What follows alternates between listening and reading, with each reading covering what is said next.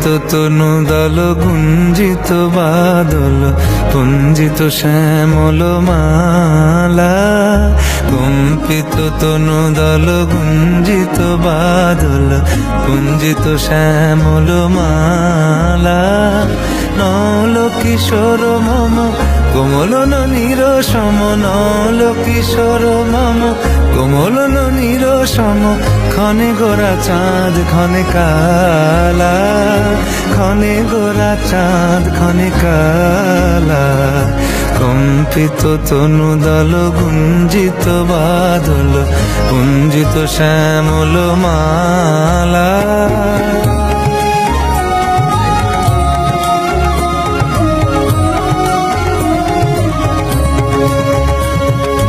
জনমিয়া দেখি নাহি হেন রূপ,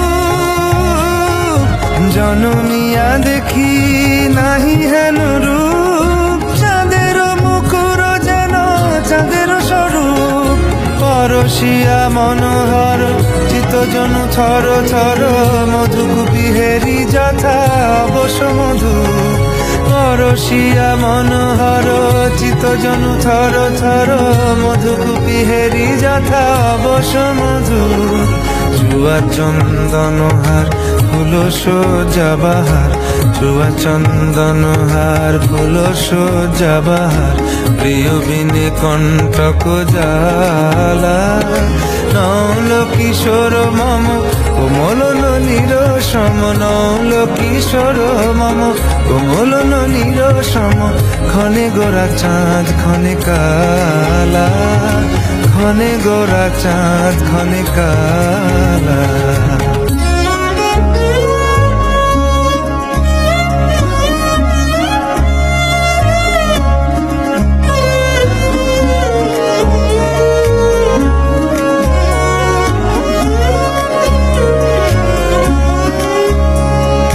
বিগলিত চিকুর মৃদু হাসে মধুর,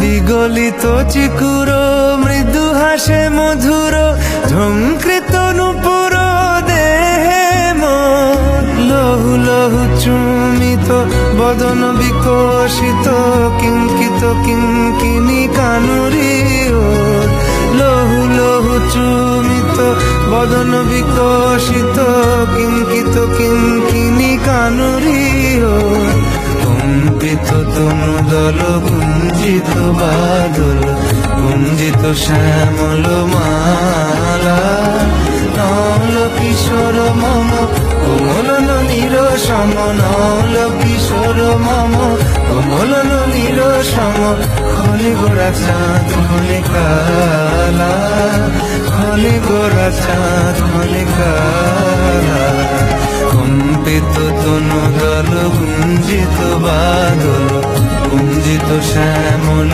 মালা, ক্ষণে গোরা চাঁদ ক্ষণে কালা, ক্ষণে গোরা চাঁদ ক্ষণে কালা, ক্ষণে গোরা চাঁদ ক্ষণে কালা।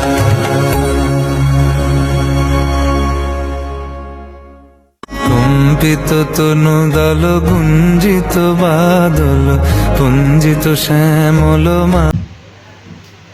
ভ্রমণে তবু তোমার মন্দিরে আমি যাইনি, আমি কত কি যে খাই ভস্য আর চাই, তবু তোমার প্রেমামৃত আমি পাইনি। দেখো মা, সারাদিন কত কথা বলি, কিন্তু আমার গোবিন্দের কথা বলি কিনা মনে নাই। কতক্ষণে ঘুরতে যাই, পাশে মন্দির থাকলো, তার সঙ্গে স্বর্ণকে গেলে কেউ আমার গোবিন্দকে একটু দর্শন করি না। কত কি যে খাই, কিন্তু তবু আমার গোবিন্দের প্রেম অমৃত আমরা খাই না। এত সুন্দর করে গোবিন্দ বললেন, কত সুন্দর করে বললেন জানেন? প্রভু বলেছেন, ওরে ওরে মানব, তোমার সমগ্র জীবনটা আমাকে সমর্পণ করো, আমার হাতের কিরণ হয়ে আমি যাহা করাই তুমি তাহা করো। মা লক্ষ্য করবেন কথাগুলো কি বলছে, ভগবান বলছে, ওরে মানব,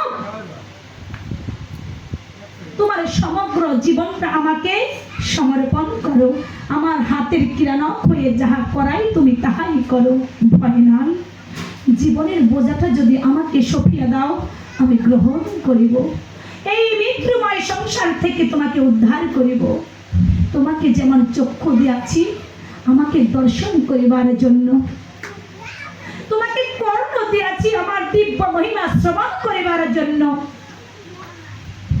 তোমাকে বদন দিয়েছি আমার অমৃত কীর্তন করিবার জন্য, তোমার হৃদয়ে নির্মল ভালোবাসা দিয়েছি আমাকে আপন করে লইবার জন্য।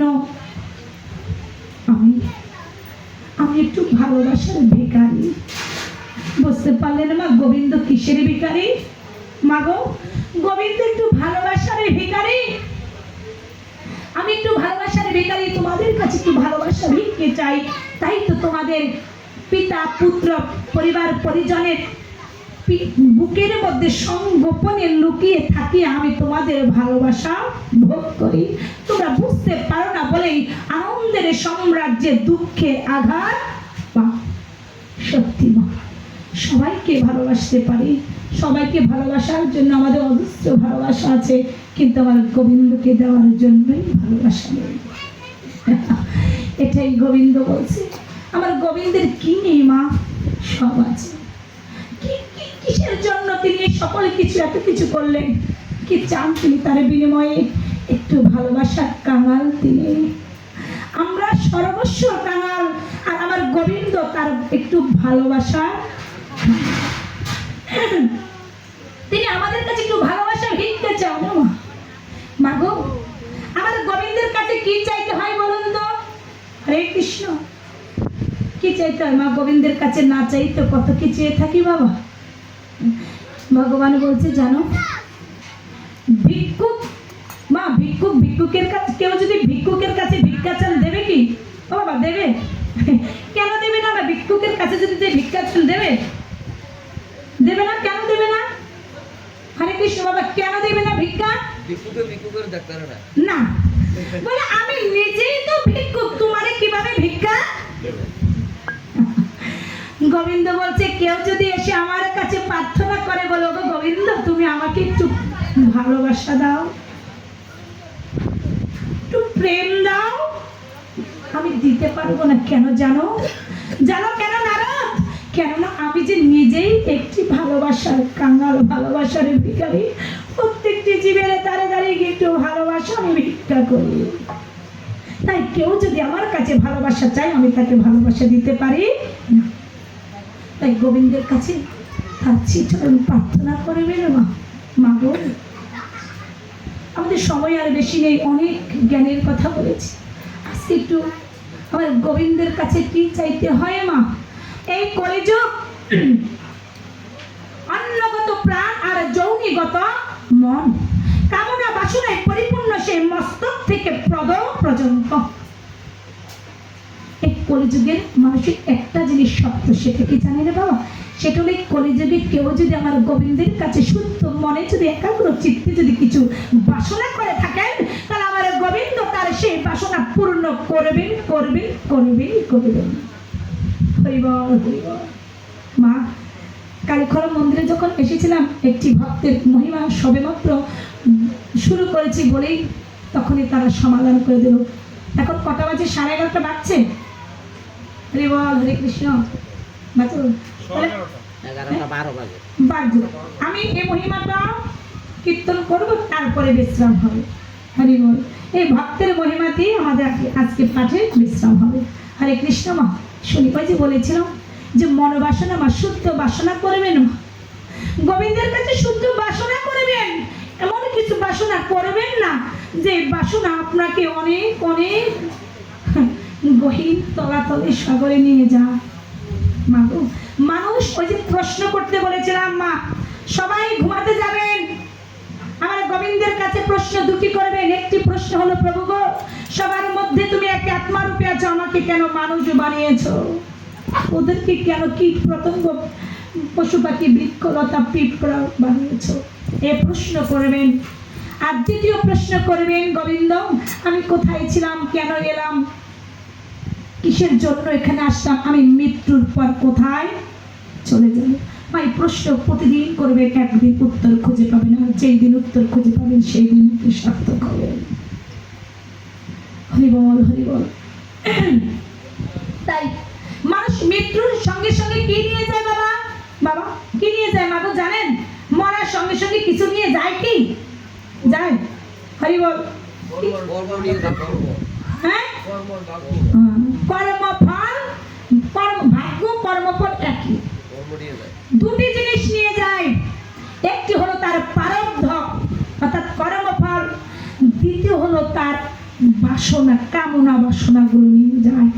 কেন? শ্রীমদ্ ভগবদ গীতাতে তিনি বলেছেন অন্তকালে চ মামেব শরণ মুক্তা কলেবরং, অন্তিম কালে যিনি যাহা ভাবিতে ভাবিতে মারা যাইবেন তিনি সে ভাব লই আবার প্রাপ্ত হবেন।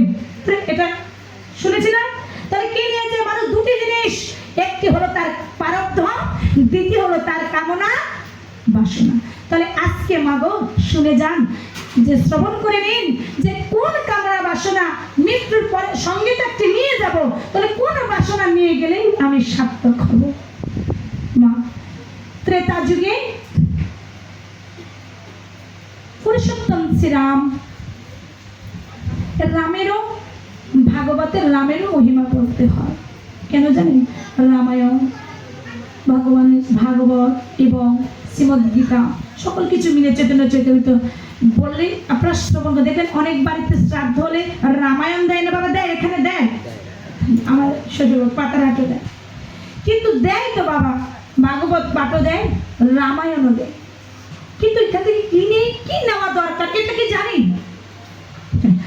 জানি কি এখান থেকে কি নেব? ওই রামায়ণ থেকে কি নেব? চৈতন্য চৈতন্য শ্রবণ করে সেখান থেকে কি নেব জানি কি? শুধু জানি এখানে দিছে আমাদের আশ্রমে, শুনছি ভালো লাগছে, বাড়ি চলে যাই, এটাই নাম। রামায়ণ থেকে নিতে হবে রামের আদর্শ, শ্রীমদ্ ভগবদ গীতা থেকে নিতে হবে ভগবানের আদেশ, আর চৈতন্য চৈতামৃত থেকে আমাদের নিতে হবে আমার শ্রীমান মহাপ্রভুর আচরণগুলো। বুঝতে পারলেন না? এগুলো গ্রহণ করতে হবে, তবেই তো আমার সকল কিছু শ্রবণ করা সার্থক হবে। নচেত কিছু যদি না বুঝলাম তার কি নেব? তার জন্য বলছে আগে বুঝবো, জানবো, তারপরে মানব। না বুঝলে শুনলে তো মানা যায় না, না শুনলে মানবেন কিছু? হরে কৃষ্ণ। অনেক যদি মনে করেন যে এইখান দিয়ে যাওয়া যাবে না, টপ সিক্রেট, এখানে আইনতভাবে এখান দিয়ে পথ বন্ধ করে দেওয়া হয়েছে, এখন আপনি যদি না জানেন আপনি তো ডাইরেক্ট যাবেন, কিন্তু আগে যখন শুনবেন তারপরে তো এখান দিয়ে যাবেন না, এটাই তো আগে জানবো তারপর সেটা মানব। হরি বল হরি বল। ওই ত্রেতা যুগে শ্রীরাম প্রভু তার পিতৃসত্ব পালনের জন্য 14 বছরের জন্য বনবাসে গেলেন। মাগো আজকেই তো আমরা আগাছা পরিষ্কার করে একটি ভক্তি বৃক্ষ রোপণ করেছি, কিন্তু আর কালকে ভক্তি বৃক্ষ থেকে কি হবে? আমি বলেছিলাম যে সব বৃক্ষ থেকে সব ফল পাওয়া যায়, যে বৃক্ষ লাগাবেন সেই বৃক্ষই ফল পাবেন। এখন প্রশ্ন করতে পারেন মাগো আমরা তো ভক্তি বৃক্ষ আজকে লাগালাম, তাহলে এই ভক্তি বৃক্ষে কি ফল পাবো? এটাও তো একটি বৃক্ষ বাবা, বা বৃক্ষ না লাগালাম যেহেতু, তো বৃক্ষ যেহেতু বৃক্ষের মধ্যে ফল দেবে, তাহলে ভক্তি বৃক্ষে দেবে প্রেম ফল। ভক্তি বৃক্ষে কি ফল দেবে মাগো? প্রেম ফল দেবে। তাহলে আজকে ভক্তি বৃক্ষ লাগালাম, কালকে সেখান থেকে কালকে তো পাঠের আমাদের সমাপ্তি, আমরা কালকে প্রেম ফল নেওয়ার চেষ্টা করবো। হরে কৃষ্ণ। তাই এই পিতৃসত্ব পালনের জন্য শ্রাম বনে চলে গেলেন 14 বছরের জন্য। তো 14 বছরের জন্য বনে গেলেন, সঙ্গে গেলেন কে কে? বা মাতা জানকী এবং ভ্রাতা লক্ষ্মণ। তো যখন চলে যাচ্ছে, তো অযোধ্যার পরেই হচ্ছে গঙ্গা, গঙ্গার পরে একটি রাজ্য, সেটা হলো কি, যা কার রাজ্য মা? গুহক চণ্ডালের রাজ্য। গুহক চণ্ডালকে একটু পরিচয় দেই। গুহক চণ্ডাল অর্থাৎ মা কথা হচ্ছে যে প্রত্যেকটি যুগেই কিন্তু পঞ্চতত্ত্ব আছে, সবকিছু প্রত্যেক যুগে আছে। কি বলবেন? তীর্থক্ষেত্র কি পঞ্চতত্ত্ব? ধাম, তারপর হবে, সকল কিছু প্রত্যেক যুগেই আছে। সব ওই প্রত্যেক যুগের যদি উদাহরণ দিতে, চারি যুগের যদি সকল কিছু উদাহরণ দিতে গেলেও একজন আসল দরকার আছে। তো প্রত্যেক যুগের পঞ্চতত্ত্ব যেমন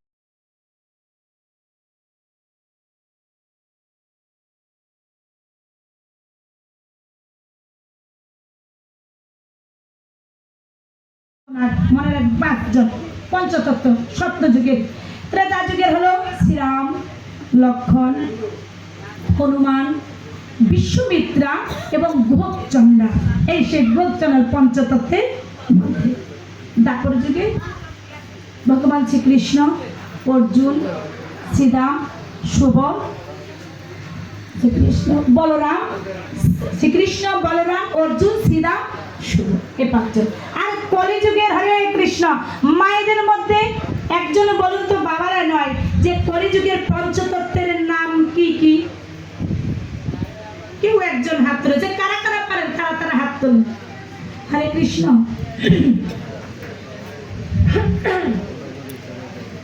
আজকে একটু এখানে যাচাই করে নিই মা, ভাগবত পাঠ জীবনে বহু শ্রবণ করেছিলাম।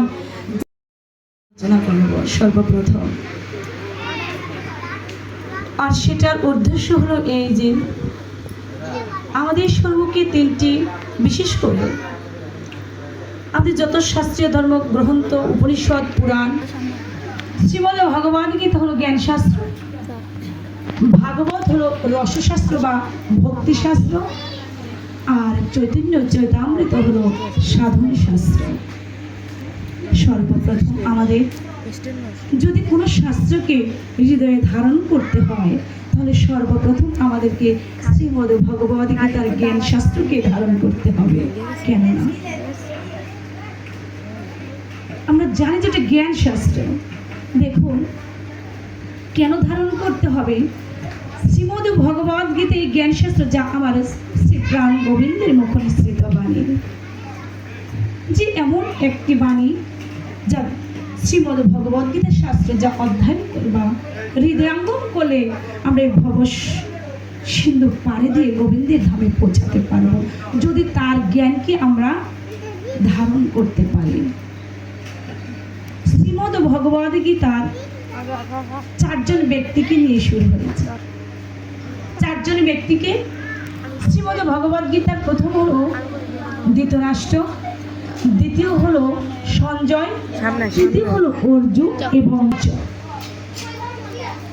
এই ধৃতরাষ্ট্র কে মা?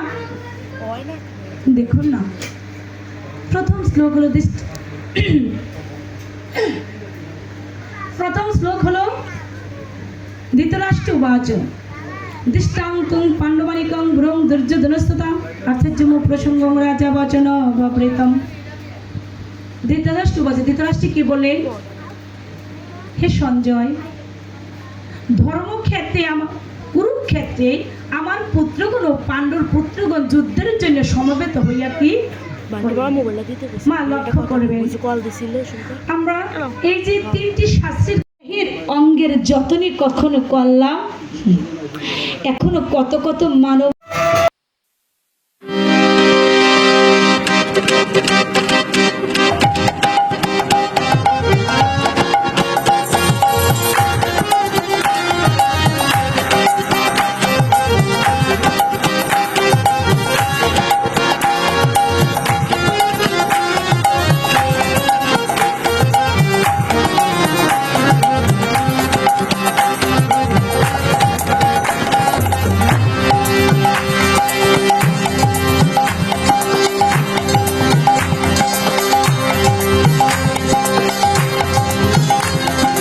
जय श्री कृष्ण बोलो जय राधे बोलो जय श्री कृष्ण बोलो जय राधे जय श्री कृष्ण बोलो जय राधे जय श्री कृष्ण बोलो जय राधे जय श्री कृष्ण बोलो जय राधे जय श्री कृष्ण बोलो जय राधे